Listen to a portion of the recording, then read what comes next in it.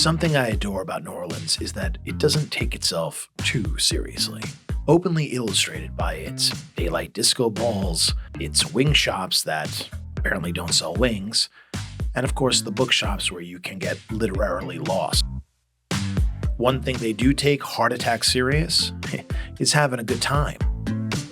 New Orleans is mainly known for its larger-than-life Mardi Gras in February, sure, but a lesser and, in my opinion, more sacred and decadent time is Halloween.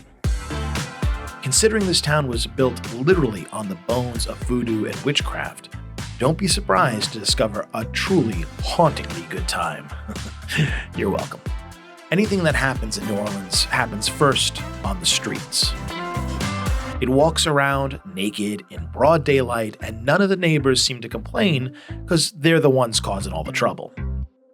From funky festivals that bring you into people's homes, to nutty nuptials that make the whole city part of the wedding party, everyone is invited. Music and dance pours out of every orifice in this town. It's jammed in every possible corner, window, and cavernous ancient hall. Whether in a mad mob or solo in some strange K-hole, you'll find a bass line ready to ride by some of the most passionate musicians on earth. And if that fails, you can probably find an alley art project where you can create your own sweet tunes. There's no competition here in the streets. It's a free-for-all, a legal riot where everyone is a looter of good times. New Orleans doesn't need a reason to dress up, but if given a holiday to do so, it will come correct, and trust me, correct it is. The costumes here range from the excruciatingly intricate to whimsically realistic.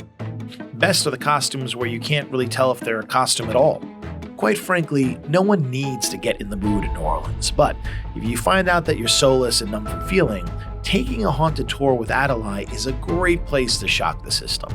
She's from Cajun country with a BA in folklore, so we're talking about the real deal here, as she brings you around NOLA's most haunting offerings while being well libated. I left early after seeing actual security camera footage from a restaurant that honestly was a bit too much for this kid to handle, but I hear the rest of the tour was a real banger. Something I would never shy away from, though, is a proper haunted house, and Mortuary Haunted Mansion is number one. First, it's in a real mansion, next to an actual graveyard, and it's actually haunted.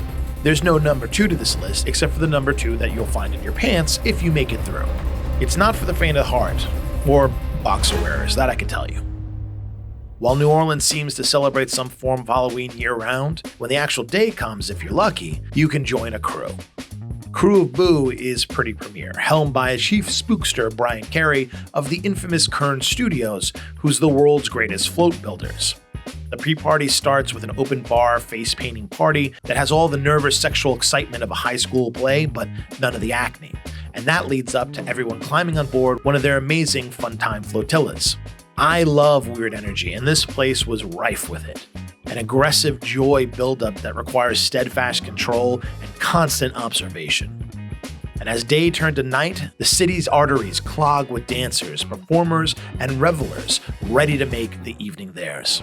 I've never been fortunate enough to be in battle, but from the stories I've gathered, there was an obtuse energy here, a tribal gathering of smiles and selfies that heightened my apprehension to what everyone else already knew. We were going to war against the everyday, and we were going to destroy it. As the femme fatale dance troupe stomps their war drums, we roll out. You expect a warp drive shot with all the anticipation and Celsius vodkas you've consumed, but you are provided with a lurch, which is far more intense. Starting at the relatively quiet Marigny, you're inserted slowly into the heart of the French Quarter with the wishful circumspection of a good proctologist, which is justified by the literal horde of masses lining the streets. There's really nothing I can say that can prepare you for this experience. There's the wave of joy and excitement from kids and families here to have their minds blown. The sweet sorrow of first-year backpackers making memories that they will chase to find again for the rest of their nomadic lives. And then the hard truth of the huddled masses of unhoused looking for their next meal in the form of a bag of Zapp's chips or cellophane-wrapped moon pie. It happens there in front of your eyes with the frequency of thumbing through your TikTok feed, and it is truly overwhelming.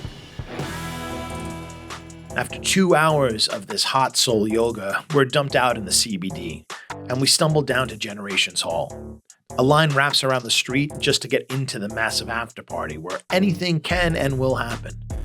With live musicians on 2 stages, DJs, cheap drinks, and great eats, it's a one-stop shopping for bad decisions and a phenomenal time all around. But there's another, deeper, darker level to find in NOLA during Halloween.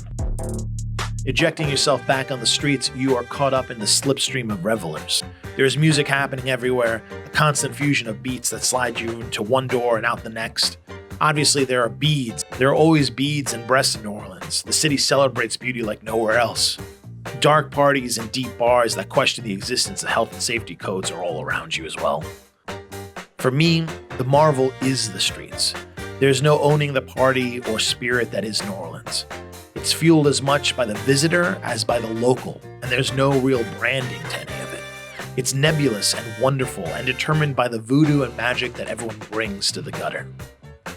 It's best not to try to define it or expect anything from it because, while anything is expected, it's always your own personal flavor of freak that makes this city great. And Halloween is the time to let that freak be found.